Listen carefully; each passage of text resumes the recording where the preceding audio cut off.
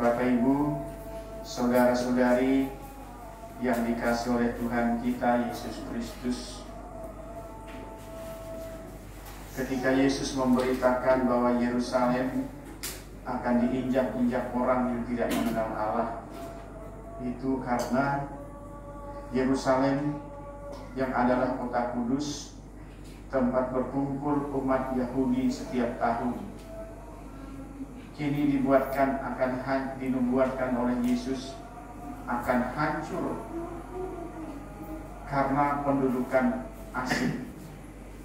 Orang-orang Yahudi tidak lagi akan menguasai Yerusalem.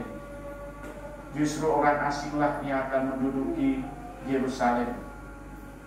Bahkan Yesus menegaskan bahwa yang akan menduduki Yerusalem adalah bangsa-bangsa yang tidak mengenal Allah.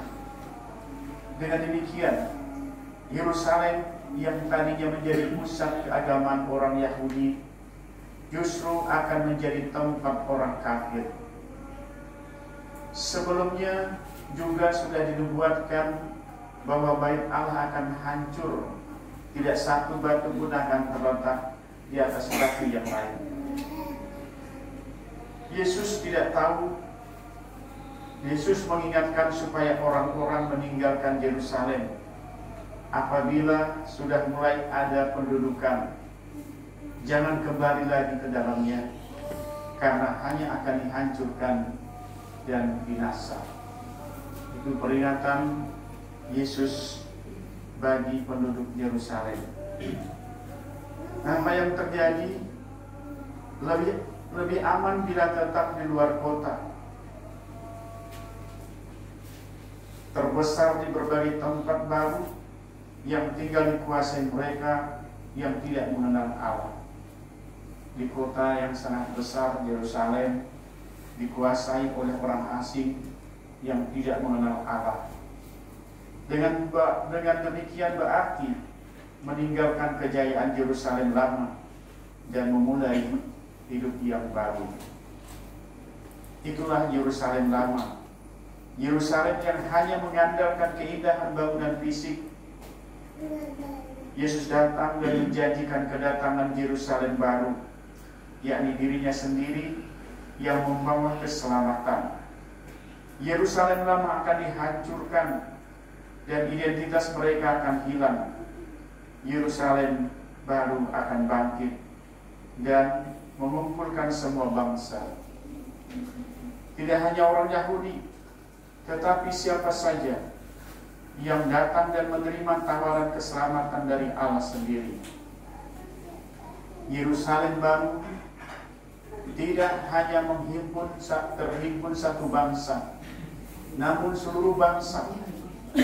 Yerusalem baru bukan hanya sekadar keindahan bangunan bait Allah, namun keagungan dan keluhuran Kristus yang mempunyai pola hidup yang menguasai Yerusalem baru itu pula. Yerusalem lama menekankan aturan dan hukum. Aturan dan hukum utama Yerusalem baru adalah hukum kasih. Inilah yang ditawarkan oleh Yesus kepada semua umat manusia. Hukum kasih itu sepenuhnya ada dalam Kristus Yesus, Putra Allah yang hidup.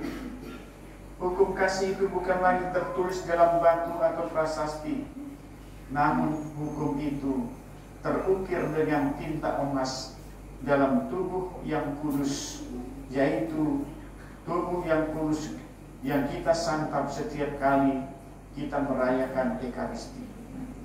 Dengan demikian, kita menjadi medan perjuangan untuk melaksanakan hukum itu.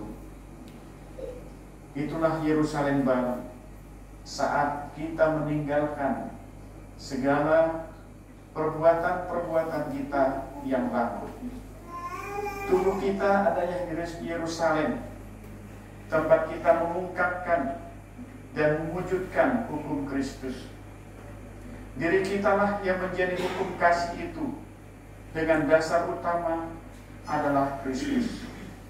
Yerusalem baru menjadi medan bagi kita untuk menjadi orang Samaria yang baik hati, menjadikan semua orang sebagai sesama adalah kebaruan dari Yerusalem yang lama. Saudara-saudari yang dikasihi oleh Tuhan, justru karena beribadah, seorang beriman harus berani bersikap seperti orang Samaria yang baik hati itu. Itulah yang kita persiapkan untuk menyambut Dia yang akan datang kapanpun saatnya. Tekun dalam berdoa dan sekaligus dalam menjadi sesama bagi yang lain adalah bentuk konkret persiapan kita masing-masing. Nah, para saudara dan saudari yang dikasihi oleh Tuhan kita Yesus Kristus, karena itu di tengah-tengah situasi hidup kita yang serba tidak pasti di dunia sekarang, satu-satunya pegangan hidup kita adalah iman.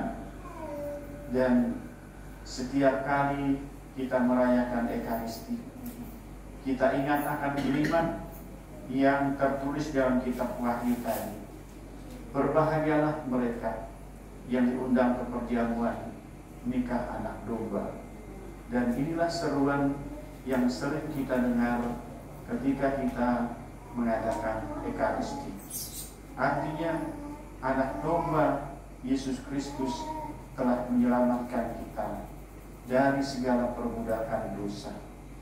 Saudara-saudari, semoga di hari-hari akhir ini menjelang kita menantikan kedatangan Tuhan atau masa Advent, kita sungguh-sungguh membersihkan hati dan budi kita agar kita mampu menyambut masa Advent, masa penantian yang membawa kita pada semacam retret akhir, latihan doa, puasa, dan pantang, serta pertobatan.